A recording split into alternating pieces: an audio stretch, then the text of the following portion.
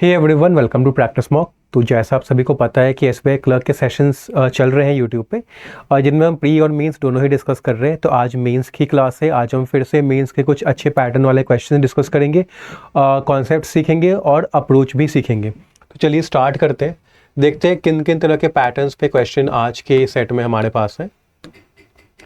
जैसा कि जो सबसे इंपॉर्टेंट चीज़ होती है मेंस में, वो होती है डायरेक्शंस को पढ़ना, क्योंकि कभी कभी न्यू पैटर्न क्वेश्चन भी आते हैं। तो डायरेक्शन समझ के क्वेश्चन करना ज़्यादा वाइज होता है, ज़्यादा भला होता है हमारे लिए, कि हम बेटर वे में क्वेश्चंस को समझ के करें।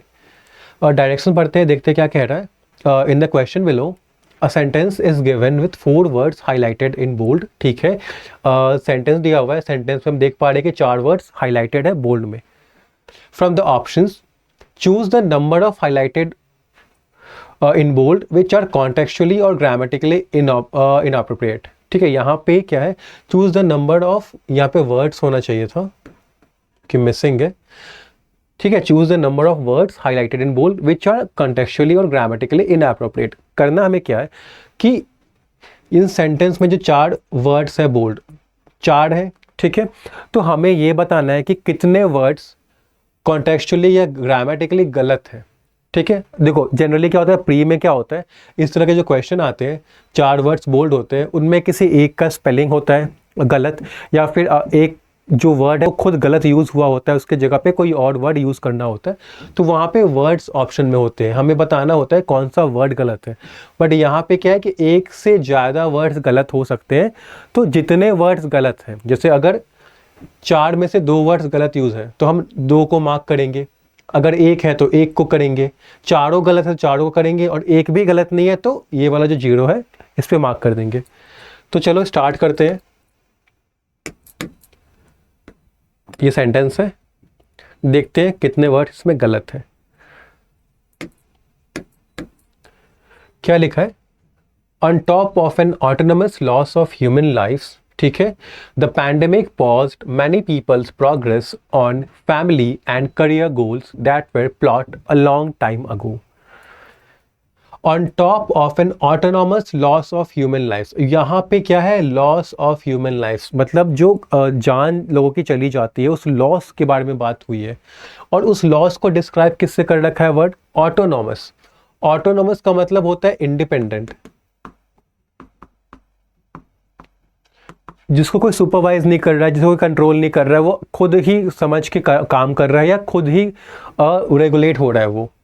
तो ऑटोनॉमस लॉस यहाँ पे गलत है, क्योंकि independent loss of human life नहीं होता है।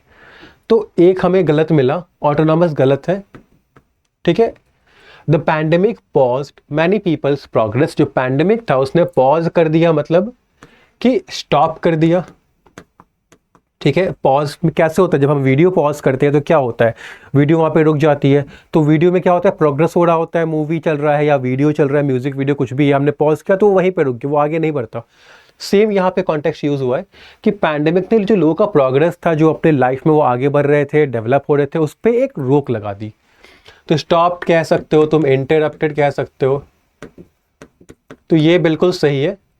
ठीक है, बहुत सारे लोगों का प्रोग्रेस को पॉज कर दिया on family and career goals. Progress किसको लेके कर रहे थे, वो फैमिली एंड करियर गोल्स को लेके, उनके फैमिली के कुछ गोल्स थे, उनके करियर को लेके कुछ गोल्स थे, तो वो गोल्स पॉज हो गए।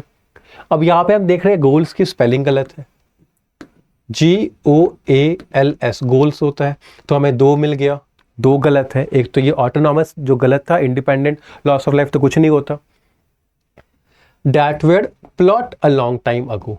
अब यहाँ पे प्लॉट देखो, प्लॉट का मतलब क्या, गोल्स को प्लॉट करने की बात कही गई है, कि ऐसे गोल्स जिनको काफ़ी समय पहले प्लॉट किया गया था, मतलब डिसाइड किया गया था कि ये गोल हम रखेंगे, इसको अचीव करेंगे। ठीक है, यहाँ का कंस्ट्रक्शन देखो, वह है, एक तो पास्ट की बात हो रही है कि काफ़ी टाइम पहले किया गया था। ठीक है, तो वह लगाया है, और वह के बाद जब भी वर्ब आती है, क्योंकि पैसिव वॉइस की सेंटेंस है, क्योंकि करियर गोल्स को प्लॉट किया गया था। करियर गोल्स कुछ प्लॉट नहीं कर रहे थे, उनको प्लॉट किया गया था, लोगों ने प्लॉट किया था करियर गोल्स को। तो वर्ब के साथ वर्ब की थर्ड फॉर्म आनी चाहिए थी, प्लॉट नहीं, प्लॉटेड आना चाहिए था। That way plotted a long time अगो, तो हमें मिल गया कितना, 3। तो 3 वर्ड्स, 4 में से 3 वर्ड्स हमारे गलत थे, एक वर्ड सही था। इसका ग्रामर वाला यहाँ पे सेंस था, गलत फॉर्म में यूज हुआ था, इसकी स्पेलिंग गलत थी। यहाँ पे क्या वर्ड ही गलत था, ऑटोनॉमस का नहीं होगा। हम क्या कर सकते, कैसा हुआ होगा, पैंडेमिक हुआ है तो ह्यूमन लाइफ काफी लार्ज स्केल में हुआ होगा, ठीक है। तो ऑटोनॉमस नहीं, इससे मिलता जुलता वर्ड इनॉर्मस यहाँ पे बिल्कुल सही बैठता कि on top of an enormous loss of human life, और एन के साथ ई वाला वॉवेल साउंड भी मैच कर रहा है। तो इनॉर्मस मतलब काफी ज्यादा ह्यूमन लाइफ्स भी हुआ, एक तो ये हुआ ऑन टॉप ऑफ, मतलब कि साथ में एक तो ये हुआ कि काफी इनॉर्मस स्केल पे ह्यूमन लाइफ्स लॉस हुए, उसके साथ ही साथ पैंडेमिक ने जो प्रोग्रेस था करियर गोल्स पे, जिनको बहुत टाइम पहले लोगों ने प्लॉट किया था, उस पर भी पॉज लगा दिया, उस पर भी रोक लगा दी। तो आंसर क्या है हमारा, 3 वर्ड्स हमारे इनकरेक्ट है, तो 3 हमारा आंसर। तो ये था पैटर्न आपका। मेंस में ऐसे पैटर्न के क्वेश्चन पूछे जाते हैं। कॉन्सेप्ट वही लग रहा है जो आप प्री के क्वेश्चन में करते थे, प्री में भी आप 4 में से 1 ढूंढते थे, बट यहाँ पे थोड़ा ज़्यादा विजिलेंट होना है, थोड़ा ज़्यादा केयरफुल होना है, क्योंकि हमें 1 से ज़्यादा भी इसमें मिल सकता है, ठीक है। आगे बढ़ते हैं, सेम है, सेम पैटर्न है। When I reached out to the 4 co-authors of the textbook America's History, they agreed that past wars and economic crisis brought losses that assembled those of 2020. ठीक है, क्या कह रहा है कि when I reached out to the 4 co-authors, reached out एक phrasal verb है जिसका मतलब होता है contacted। तो ऑथर क्या कह रहे हैं कि जब उन्होंने कांटेक्ट किया किनको, जो ये टेक्स्ट बुक है अमेरिकाज हिस्ट्री, उसके जो 4 को ऑथर्स हैं, उनको जब उन्होंने कांटेक्ट किया, दे अग्रीड, वो मान गए, that past Wars and economic crisis, ठीक है, पास्ट यानी कि जो पास्ट में जो वॉर्स हुए हैं, लड़ाइयाँ हुई हैं, और इकोनॉमिक क्राइसिस, इकोनॉमिक क्राइसिस मतलब इकोनॉमिक जो प्रॉब्लम्स हुए हैं, क्राइसिस क्या होता है, बहुत मेजर प्रॉब्लम होता है, इसका जो सिंगुलर होता है वो होता है आपका क्राइसिस, प्लूरल में ये आई ई बन जाता है, क्राइसिस, ठीक है, ये प्लूरल है। तो यहाँ पे 1 से ज़्यादा इकोनॉमिक क्राइसिस की बात हो रही है जितने भी पास्ट में हुए, तो क्राइसिस भी यहाँ पे सही है, ये सही है, रीच्ड आउट सही है, क्राइसिस सही है, और आपका अग्रीड भी सही है, क्योंकि उन्होंने अग्री किया। क्या अग्री किया, हम आगे देखते हैं कि इकोनॉमिक क्राइसिस ब्रॉट लॉसेस, इनकी वजह से लॉस हुआ, वॉर की वजह से और क्राइसिस की वजह से, दैट असेंबल्ड दोज ऑफ 2020, ठीक है। असेंबल्ड का मतलब होता है गैदर्ड करना या मिलना, साथ मिलना, मेट। देखो सेंटेंस क्या कह रहा है पता है, सेंटेंस क्या कह रहा है कि जब ऑथर थे, जब वो मिले, उन ऑथर जो सेंटेंस के ऑथर है, जब वो इस बुक के ऑथर से मिले, तो जो बुक के ऑथर्स थे वो ये बात माने कि जो पहले जो वॉर हुआ है पास्ट में और जो इकोनॉमिक क्राइसिस आई है पास्ट में, वो वैसे ही थी जैसे कि 2020 में थी। मतलब 2020 में भी जो लॉसेस हुए थे वो सिमिलर थे इन लॉसेस के। तो सिमिलैरिटी की बात हो रही है, और समझिएगा थोड़ा, उन्होंने क्या माना कि जो पास्ट वॉर्स और इकोनॉमिक क्राइसिस हुए हैं उनकी वजह से लॉस हुआ, हानि हुई, ये हानि उसी तरह की हानि थी, उसी तरह का लॉस था जैसा कि 2020 में हुआ था। तो सिमिलैरिटी की बात हो रही है, तो असेंबल्ड नहीं होगा, रिजेंबल्ड होगा। रिजेंबल्ड का मतलब होता है टू बी सिमिलर, ठीक है, यानी कि दोनों लॉसेस जो 2020 में हुए और जो पास्ट में हुए थे वो एक जैसे थे। तो हमारा एक ये वाला गलत था, तो हम 1 को यहाँ पे मार्क करेंगे और आगे बढ़ेंगे, ठीक है। देखो ये यहाँ पे देखो कॉन्सेप्ट क्या लग रहा है, यहाँ पे आपको ग्रामर भी लग रहा है, यहाँ पे आपकी रीडिंग स्किल भी लग रही है और वोकैबुलरी की स्किल भी लग रही है, तीनों चीज बैकग्राउंड में काम कर रही है, तो आप करेक्टली इन सेंटेंसेस को सॉल्व कर पा रहे हो। ये वाला देखते हैं, relationships with peers are how kids learn about cooperation, trust and loyalty, as well as how to not just receive support from their parents but also offer it to others। ठीक है, सेंटेंस क्या कह रहा है कि relationships किसके साथ, pairs के साथ। पेयर्स क्या होते हैं, जो हमारे साथ में या काम कर रहे होते हैं या पढ़ रहे होते हैं, तो आप इनको कह सकते हो कि क्लासमेट्स हैं, जो क्लासमेट्स हैं वो भी आपके पेयर्स हैं, जो आपके कॉलीग्स हैं वो भी आपके पीयर्स हैं, जो भी साथ में काम कर रहे होते हैं। तो उनके साथ जो रिलेशनशिप है, उन रिलेशनशिप से बच्चे सीखते हैं। क्या सीखते हैं? कोऑपरेशन के बारे में, ट्रस्ट के बारे में, लॉयल्टी के बारे में। लॉयल्टी मतलब फेथफुलनेस, कि आप, कोई आप पे ट्रस्ट करता है तो आप वैसा काम करते हो कि उनका ट्रस्ट बरकरार रहे। तो पीयर्स भी सही है यहाँ पे, लॉयल्टी भी सही है, as well as how to not just receive support from their parents but also offer it to others. अब यहाँ पे देखो सेंटेंस क्या कह रहा है कि जो हमारा रिलेशनशिप है अपने पीयर्स के साथ, उनसे ही जो बच्चे हैं वो सीखते हैं कोऑपरेशन, ट्रस्ट, लॉयल्टी, और क्या सीखते हैं? Just deceive support from their parents. Deceive का मतलब होता है ट्रिक करना, चीट करना। तो एक तरफ बच्चे कोऑपरेशन भी सीख रहे हैं, ट्रस्ट भी सीख रहे हैं, लॉयल्टी भी सीख रहे हैं, फिर यहाँ पे एज वेल एज से कनेक्ट किया गया जिसका मतलब होता है एंड।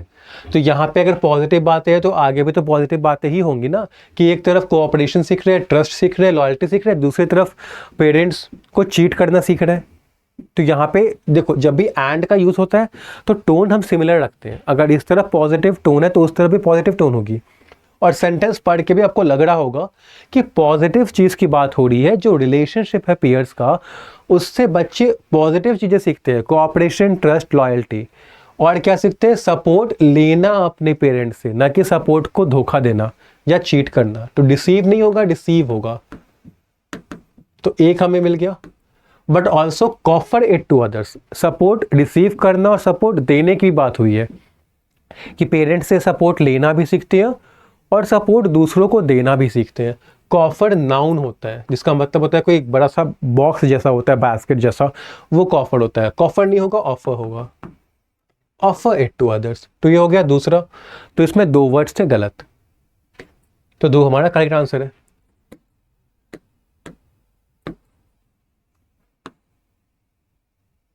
अच्छा, ये थोड़ा सा डिफरेंट पैटर्न है, थोड़ा सा क्या, पूरा ही डिफरेंट पैटर्न है। ये कनेक्टर्स वाला क्वेश्चन है। देखते हैं डायरेक्शन क्या कह रहा है। In the question below two sentences joined by a connector are given. ठीक है, सेंटेंस दिया हुआ है, दो सेंटेंस, कनेक्टर हमें दिख रहा है, कनेक्टर से ज्वाइंड है। The connector is highlighted in bold. ठीक है, बोल्ड में है connector. From the option choose the connector that can replace the highlighted word such that the meaning of the joint sentence does not change. क्या कह रहा है कि sentence, दो सेंटेंसेस है, एक सेंटेंस ये, एक सेंटेंस दूसरा, दोनों को एक कनेक्टर से जोड़ा हुआ है, कनेक्टर बोल्ड में दिया हुआ है। हमें क्या करना है? एक ऐसा कनेक्टर यहां से चूज करना है जो कि रिप्लेस कर सके, इसको इस तरह से रिप्लेस करे कि मीनिंग चेंज ना हो सेंटेंस की। यानी हमें इसके एडिशनली जो काम कर रहा है, सेम काम करने वाला कोई और कनेक्टर यहाँ पे लाके फिट करना है। ठीक है, देखते हैं क्वेश्चन क्या कह रहा है। 82 Maoists were killed in the Shukma district of Chhattisgarh this year.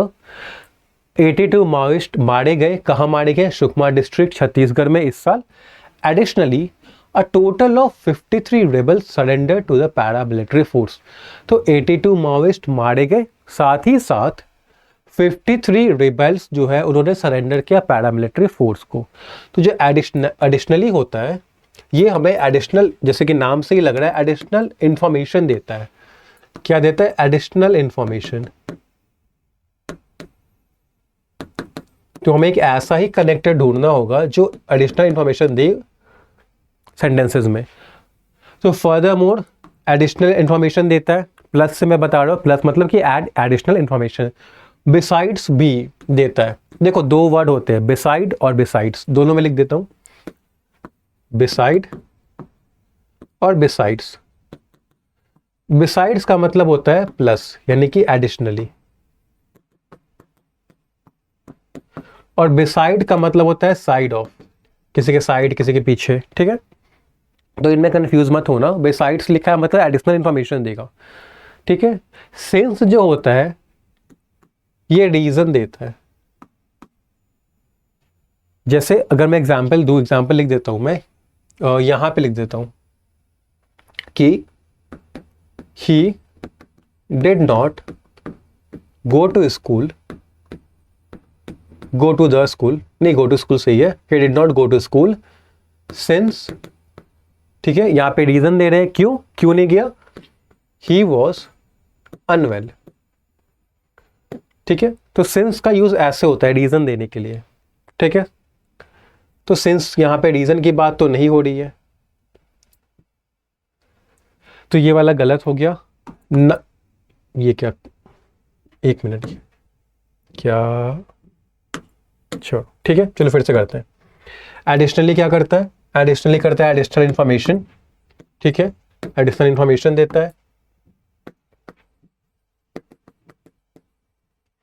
Additional information मतलब हमें और बताता है।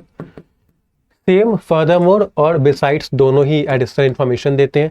दो वर्ड होते हैं बिसाइड्स और बिसाइड। बिसाइड्स जिसमें एस लगा है वो एडिशनल इंफॉर्मेशन देता है, बिसाइड जो है उसका मतलब होता है साइड में, ठीक है। सिंस क्या करता है, सिंस रीजन देता है और नॉनदलेस कॉन्ट्राडिक्शन देता है, मतलब कॉन्ट्राडिक्ट करता है। तो हमें क्या चाहिए, एडिशनल वाला, तो 1 और 3 हमारा आंसर है, बाकी ये दोनों गलत है, ठीक है।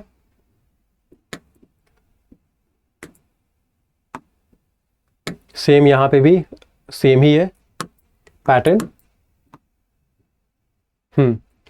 Health care providers faced an acute shortage of PPE kits all across the country. Sentence कह रहा है कि जो हेल्थ केयर प्रोवाइडर्स थे उन्होंने क्या फेस किया, किस चीज़ से उनको गुजरना पड़ा, एक बहुत ही बड़ी शॉर्टेज हो गई थी पीपीई किट्स की पूरे कंट्री में, तो उस प्रॉब्लम से उनको डील करना पड़ा। Nevertheless they work relentlessly to pull the country out with deadly pandemic.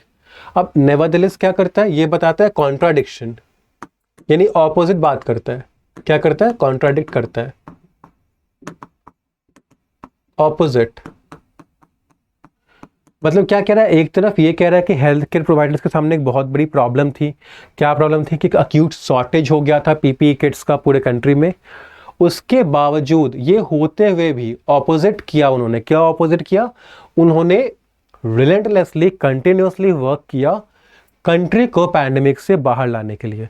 तो हमें कॉन्ट्राडिक्शन वाला यहाँ पे कनेक्टर देना है, जो कि हम देख रहे हैं कि होता है हाउएवर नॉटविथस्टैंडिंग, दोनों ही के दोनों कॉन्ट्राडिक्ट करते हैं। तुम्हारा आंसर क्या है, 2 और 3। 10 जो होता है ये बताता है किसी चीज का इफेक्ट, कोई एक्शन हुआ, कोई रीजन दिया, उसका इफेक्ट बताता है ये 10। और देयरफॉर भी, देखो मैं एग्जांपल से समझाता हूं। अगर मैं लिखूं इट वॉज रेनिंग,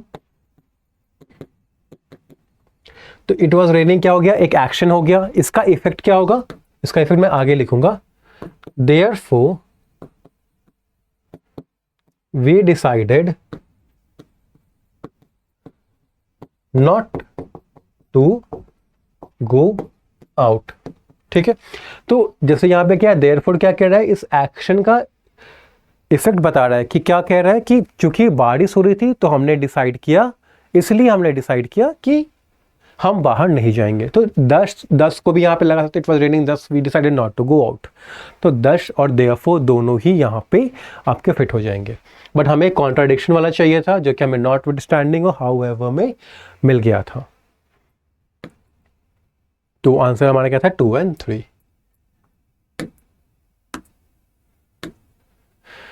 चलो यहाँ पे न्यू पैटर्न का क्वेश्चन है, ठीक है। क्या करना है इसमें, देखते हैं। A set of 5 statements is given, एक सेट दिया हुआ है 5 स्टेटमेंट्स का, P, Q, R, S and T, ठीक है। Which form a meaningful paragraph. अब ये जो सेंटेंसेस है 5 सेंटेंसेस, ये मीनिंगफुल पैराग्राफ बनाएंगे। The statements are in the right order. Statements right order में है, मतलब हमें पैराजंबल वाला काम नहीं करना है यहाँ पे, क्योंकि ये ऑलरेडी राइट ऑर्डर में है ये, ठीक है।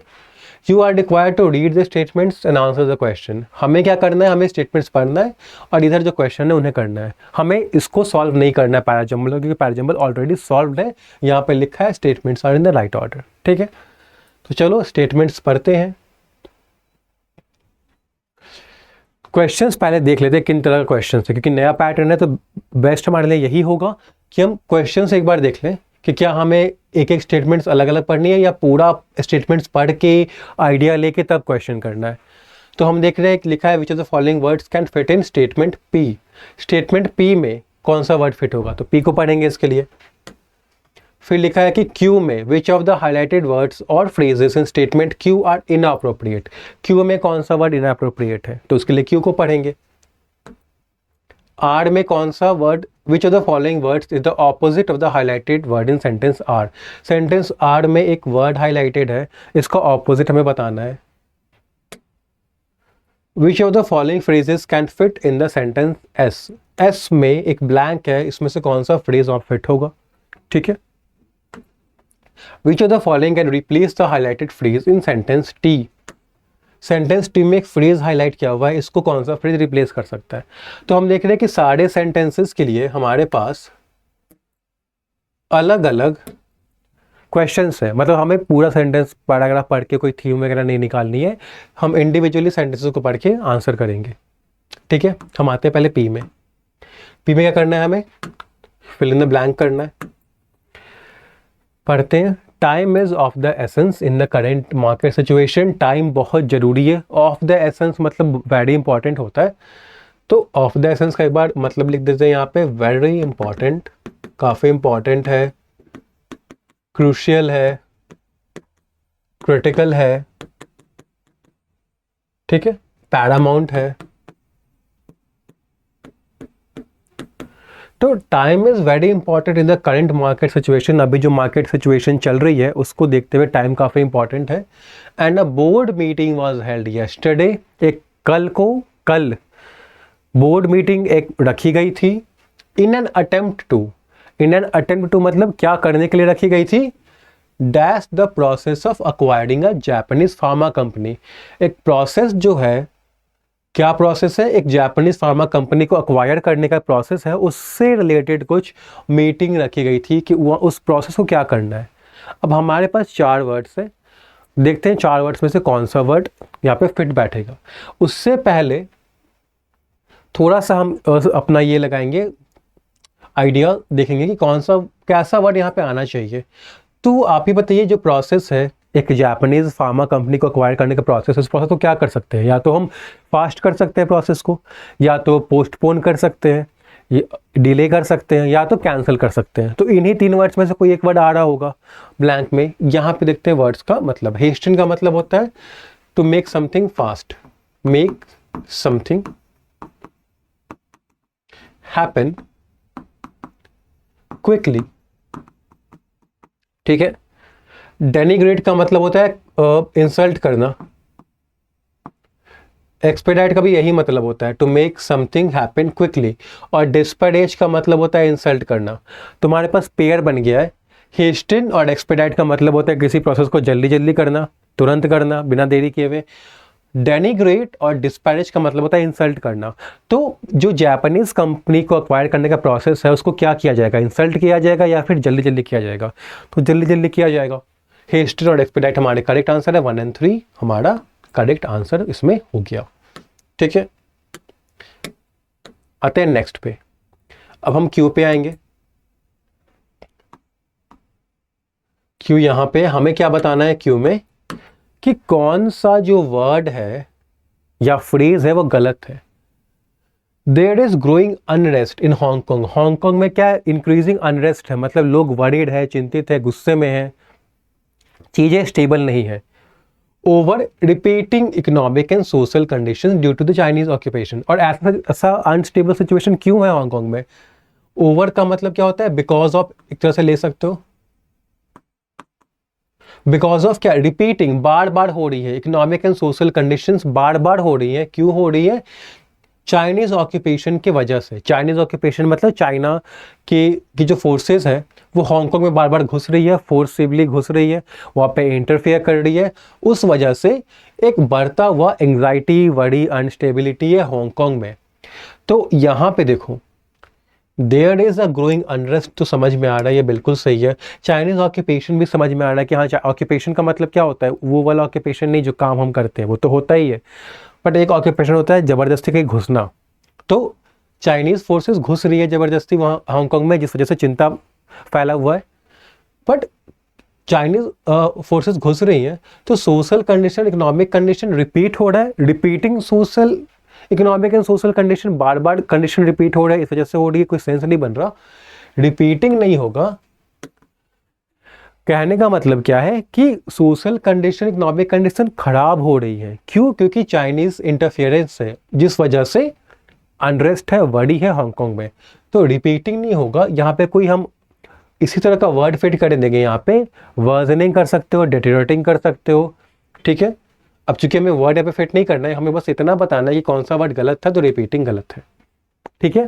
क्योंकि बार बार रिपीट होने वाले इकोनॉमिक और सोशल कंडीशन, क्योंकि यहाँ पे तो ये न्यूट्रल सेंस दे रहा है। हमें क्या करना है, अगर अनरेस्ट हुआ है तो इकोनॉमिक एंड सोशल कंडीशन के साथ कुछ खराब हुआ होगा, तो हमें एक नेगेटिव टोन वाला चाहिए। बट जो रिपीटिंग है, ये तो काइंड ऑफ, ये तो ना नेगेटिव टोन मत दे रहा है ना पॉजिटिव टोन दे रहा है, इससे तो कोई टोन नहीं मिल रहा है, तो रिपीटिंग नहीं होगा, वर्जनिंग होगा, डिटरेटिंग होगा, ठीक है। तो आंसर क्या था? सी।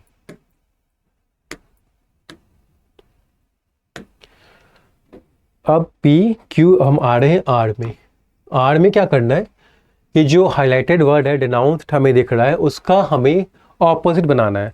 तो डिनाउंस का मतलब क्या होता है? इसके लिए हमें सेंटेंस को भी पढ़ने की जरूरत नहीं है, क्योंकि डिनाउंस का मतलब होता है क्रिटिसाइज करना। क्या कह रहे हैं कि जो एयरप्लेन कंपनी के टेक्नीशियंस हैं उनको क्रिटिसाइज किया गया। क्यों? क्योंकि उनकी डिफेक्ट, उनका जो काम था, वर्कमैनशिप था, वो डिफेक्टिव था, जिसकी वजह से एक्सीडेंट हो गया। Technicians of an airplane company were denounced, were criticised for defective workmanship that led to an accident, ठीक है। उन्होंने कुछ खराब काम किया, डिफेक्टिव काम किया, जिस वजह से एक्सीडेंट हो गया, तो उस वजह से उनको क्रिटिसाइज किया जा रहा है। तो क्रिटिसाइज का ऑपोजिट क्या होगा? वाहवाही देना, प्रेज करना। तो प्रेज हमारा सही आंसर है। सकम्ड का मतलब होता है डाइड, सबजुगेटेड का मतलब होता है डिफीटेड, अनअर्थड का मतलब होता है अनकवर्ड, किसी चीज, कोई चीज धरती पे गड़ी हुई थी, वो बाहर आपने ले आए उसको खुदाई करके। थॉटेड का मतलब होता है प्रिवेंटेड, ठीक है। तो हमारा प्रेज्ड सही आंसर था इसमें। अब देखो वोकैब वाले क्वेश्चंस कैसे करने हैं। यहाँ पे क्या था, अभी तक वोकैब बहुत बार आया है, पहले वाले में भी वोकैब चल रहा था, पहले क्वेश्चन में वोकैब की नॉलेज इन्वॉल्व थी, यहाँ पे भी ये वाला क्वेश्चन इन्वॉल्व था, वोकैब वाला ही था। तो वोकैब आप कैसे अच्छे कर सकते हो, तो मैं बताता हूँ कैसे। पहले आप अपना लेवल देखो कि आप, मतलब आप किन तरह के वर्ड्स से कंफर्टेबल हो, किन तरह के वर्ड्स की मीनिंग आपको पता नहीं है। अब जैसे कि अगर आपको वर्कमैनशिप हो गया एक वर्ड, मैं बताता हूँ, जैसे वर्कमैनशिप हो गया, या डिनाउंस्ड हो गया, ऑक्यूपेशन हो गया, ठीक है। और बताता हूँ मैं, ठीक है। जैसे ऐसे वर्ड्स हैं जो कि डिफ़िकल्ट वर्ड्स हैं, अगर आपको ये वर्ड समझ नहीं आ रहे हैं बट आपको अटेम्प्ट समझ में आ जा रहा है, यहाँ पे जैसे एक्वायरिंग समझ में आ जा रहा है आपको यहाँ पे, फिर इधर आप एक्सपेक्टेड वगैरह समझ में आ जा रहा है आपको, ठीक है। तो रिमेनिंग समझ में आ जा रहा है। तो ये है कि आप जो बेसिक वर्ड्स है उनकी नॉलेज आपको है, जो डिफ़िकल्ट वर्ड्स है उनकी नॉलेज आपको नहीं है, जो कि अंडरस्टैंडेबल है, क्योंकि हमें भी, हम किसी को भी सारे वर्ड्स की मीनिंग पता नहीं होती है। बट एग्ज़ाम में क्या होता है, वो वर्ड्स आते हैं जो कि काफ़ी बार आर्टिकल्स, न्यूज़ आर्टिकल्स में आ रहे होते हैं। तो अगर आपको इन तरह के डिफ़िकल्ट वर्ड्स में प्रॉब्लम है तो आप रीडिंग करिए, एडिटोरियल आप रीड कर सकते हो, मैगजीन्स रीड कर सकते हो आप, आर्टिकल जो ऑनलाइन है अलग अलग टॉपिक्स पे, साइंस का होता है, फिलॉसफी होता है आपका, ठीक है, उन आर्टिकल्स को रीड कर सकते हो, वहाँ पे ये आपको मिलेगा। स्पेशली एडिटोरियल्स, वहाँ पे वैसे ही वर्ड्स बहुत मिलेंगे आपको। एडिटोरियल पढ़ो, वर्ड्स की मीनिंग लिखो, तो विथ टाइम आपको वर्ड्स समझ में आने लगेंगे। अगर आप ये वाले वर्ड्स नहीं समझ पा रहे हो, एक्सपेक्टेड, रिमेनिंग, एक्वायरिंग, तो इसके लिए अभी क्या है, आपका लेवल थोड़ा कम है, अभी आपको थोड़ा ज़्यादा मेहनत करना है। तो इसके लिए आप स्टार्ट कहाँ से कर सकते हो? आप एनसीईआरटी की बुक्स से कर सकते हो, 10th 12th 9th 10th 11th 12th के एनसीईआरटी बुक्स को आप पढ़ सकते हो, स्टोरी बुक्स पढ़ सकते हो। वहाँ से आपको इन तरह के वर्ड्स के बारे में पता चलेगा, आपकी फेमिलियरिटी बढ़ेगी, फिर आप इन तरह के वर्ड्स पे आ सकते हो। ओके, ठीक है। तो हम क्वेश्चन वाला, ये वाला क्वेश्चन, आर वाला क्वेश्चन कर रहे थे, बाकी दो क्वेश्चन हम कर लेते हैं जल्दी से। एस में क्या था, फ्रेज हमें फिट करना है। कहाँ फिट करना है? यहाँ पे फिट करना है। तो फ्रेज फिट करने से पहले फ्रेज की मीनिंग देख लेते हैं। लुक आफ्टर का मतलब होता है to take care of. Attend to का भी मतलब वही होता है, to take care of. Get on का मतलब होता है टू कंटिन्यू या टू मेक प्रोग्रेस।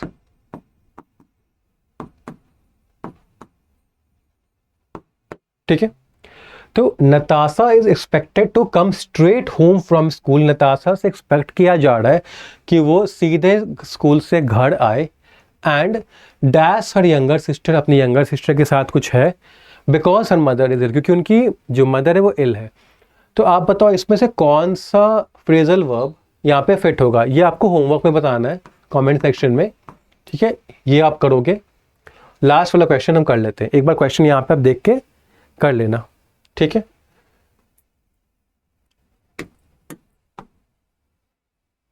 टी में क्या करना है, she thought about convening a cross of the high jump with 2 events remaining because of a foot injury. क्या कह रहा है कि सी थॉट अबाउट, उसने सोचा, क्या सोचा, कन्वीनिंग अ क्रॉस। देखो कन्वीनिंग का जो मतलब होता है वो होता है किसी को बुलाना, किसी को बुलाना या खुद जाना मीटिंग के लिए। कन्वीनिंग यानी कि मीटिंग और गैदरिंग। तो उसने सोचा मीटिंग करने का अक्रॉस हाई जंप के with 2 events remaining because of a foot injury.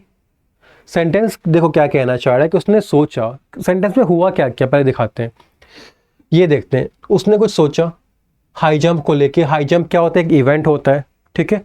2 events remaining, 2 events बचे हुए थे, उनमें से एक इवेंट था हाई जंप। उस इवेंट को लेके उसने सोचा कुछ, क्योंकि उसको फुट इंजरी हुई हुई थी।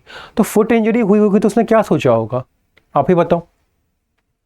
2 इवेंट्स बचे हुए हैं, उनमें से एक हाई जंप है, उसको फुट इंजरी होगी तो उसने यही सोचा होगा ना कि फुट इंजरी की वजह से वो इवेंट नहीं कर पाएगी तो पीछे हट जाती है, विड्रॉ कर लेती है अपना नाम, ठीक है।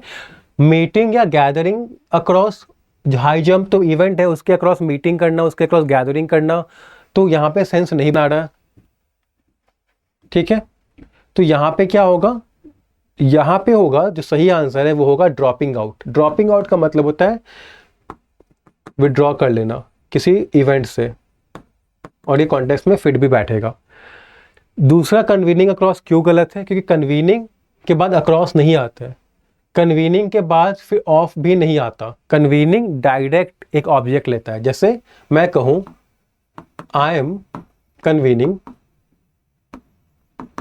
तो उसके बाद डायरेक्ट मैं ऑब्जेक्ट लिखूंगा अ मीटिंग, कि मैं एक मीटिंग गैदर कर रहा हूं, मैं लोगों को गैदर कर रहा हूं एक मीटिंग के लिए, जो कि यहां पे सेंस नहीं बन रहा है उस तरह का। तो ड्रॉपिंग आउट। अब ये सब क्यों नहीं होंगे, कास्ट डाउन का मतलब होता है किसी चीज को तो throw something on the ground, जमीन पे कुछ फेंकना, कास्ट डाउन का मतलब होता है। बैकआउट का मतलब होता है क्विट कर जाना, कोई चीज़ आपने प्रॉमिस की फिर आप क्विट कर दिए। अकाउंट फॉर का मतलब होता है टू गिव एक्सप्लेनेशन, एक्सप्लेनेशन देना किसी चीज़ को लेके। तो देखो अकाउंट फॉर और कास्ट डाउन और account break through, sorry break through बच गया। ब्रेक थ्रू का मतलब होता है टू अचीव समथिंग, बहुत कोई ग्रेट कोई चीज़ अचीव कर लेना, कोई डिस्कवरी कर लेना, ठीक है। तो ये सब चीज़ कास्ट डाउन का समझ पे आ रहा है हमें कि नहीं होगा, अकाउंट फॉर नहीं होगा, ब्रेक थ्रू नहीं होगा, बट हम देख रहे हैं बैकआउट जो है इसका तो मीनिंग सिमिलर है, ये क्यों नहीं फिट होगा। क्यों नहीं फिट होगा, इसलिए कि यहाँ पे अबाउट लिखा हुआ है। अबाउट क्या होता है, प्रेपोजिशन होता है, और प्रेपोजिशन के बाद हमने पढ़ा है कि वर्ब हमेशा आईएनजी फॉर्म में आती है क्योंकि वो जेरेंड होती है, और यहाँ पे आईएनजी फॉर्म में सिर्फ ड्रॉपिंग आउट है, इसीलिए ये वाला करेक्ट हो गया, ठीक है। तो आ गया समझ में। चलो, और क्वेश्चन वाला जो होमवर्क वाला क्वेश्चन है उसको कर लेना। ये सेशन यहाँ पे हम एंड कर रहे हैं। जैसा भी आपको लगा हो सेशन, अपना जो फीडबैक है, जो भी आपके बातें हैं वो आप हमें कमेंट सेक्शन में ज़रूर बताना। होमवर्क का आंसर हमें कमेंट सेक्शन में ज़रूर बताना। सेशन कैसा लगा ये भी बताना।